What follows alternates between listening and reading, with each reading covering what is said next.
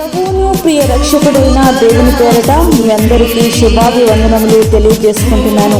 Jesus new creation ministries ద్వారా ఈ రీతిగా ప్రతిరోజు దేవుని యొక్క వాక్యమును మీతో పంచుకోవడానికి దేవుడిస్తున్న కృపను బట్టి దేవునికి ఎనలేని కృతజ్ఞతలు. ప్రియులారా, వాక్య ధ్యానంలోనికి మనం వెళ్దాము. యెషయా గ్రంథము 49వ అధ్యాయము 16వ వచనం. చూడుము, నా అరచేతుల మీదనే నిన్ను చెక్కి ఉన్నాను, నీ ప్రాకారములు నిత్యము నా ఎదుట ఉన్నవి. జీవము కలిగిన వాని చేతిలో నీవు ఒక జీవము కలిగిన శిల్పానివి. ఒక మనిషి చెక్కిన శిల్పమే ఇంత అద్భుతముగా ఉంటే, దేవుడే శిల్పిగా మారి నిన్నే ఆయన అరచేతిలో చెక్కుతూ ఉంటే అసలు ఆ ఊహే అద్భుతంగా అనిపిస్తుంది కదూ. దేవుని చేతులలో చెక్కుచున్న వాటిని ఎవరు చెరపగలరు? నీ పట్ల ఆయన ప్రణాళిక ఎంత శ్రేష్టమైనది, నీ పట్ల దేవుని కాపుదల ఎంత అద్భుతమైనది, నీ పట్ల ఆయన కలిగి ఉన్న శ్రద్ధ ఎంత గొప్పది. ఎప్పుడైనా ఆలోచించావా?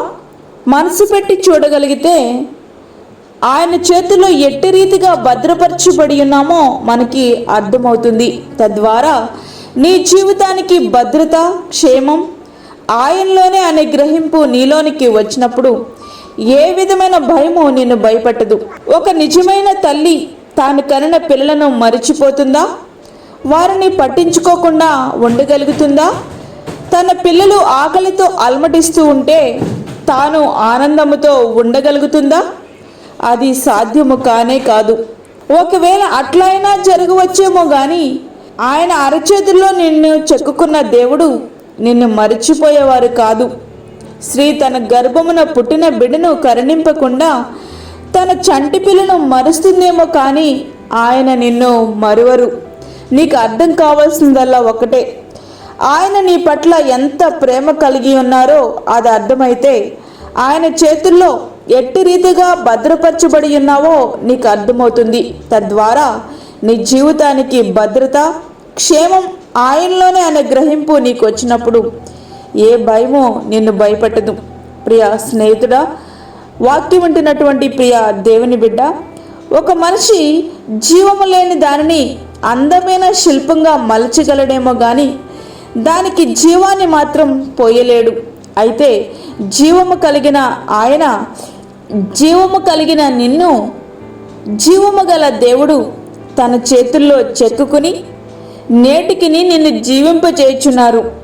అసలు ఇది తలంపులకే ఎంతో అద్భుతముగా అనిపిస్తుంది కదూ. ఇది కేవలం ఊహ మాత్రమే కాదు, ఇది నువ్వు నమ్మినా నమ్మకపోయినా తిరుగులేని సత్యం. విశ్వసించి ఆయనకు విధేయత చూపగలిగితే నీ జీవితం ధన్యకరమవుతుంది. అట్టి జీవితాన్ని జీవిస్తూ ప్రభు మనకు అనుగ్రహించబోయే నిత్యమైన ఆశీర్వాదములను మనము అనుభవిద్దాం. అట్టి కృపా ధన్యత ప్రభు మనకు అనుగ్రహించునుగాక. ఆమేన్. వాక్యం విన్న ప్రియ దేవుని బిడ్డలారా, ప్రార్థనలో ఏకీభవించండి.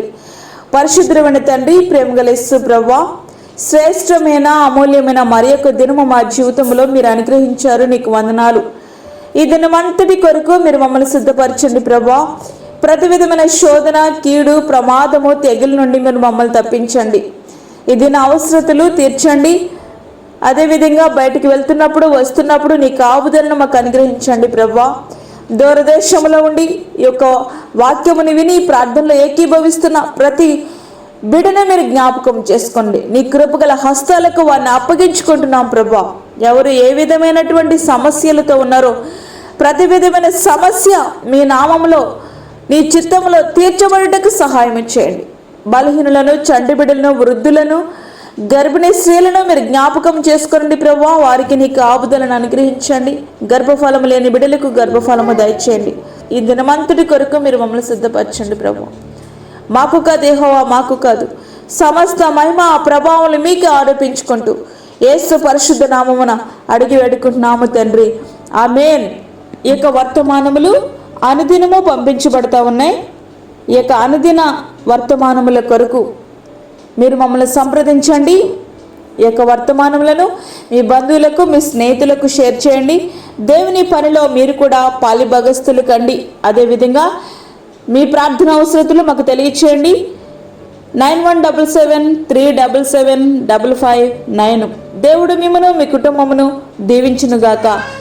ఆమెన్. దేవుని సేవలో మీ సహోదరి అన్నామణి సాల్మన్.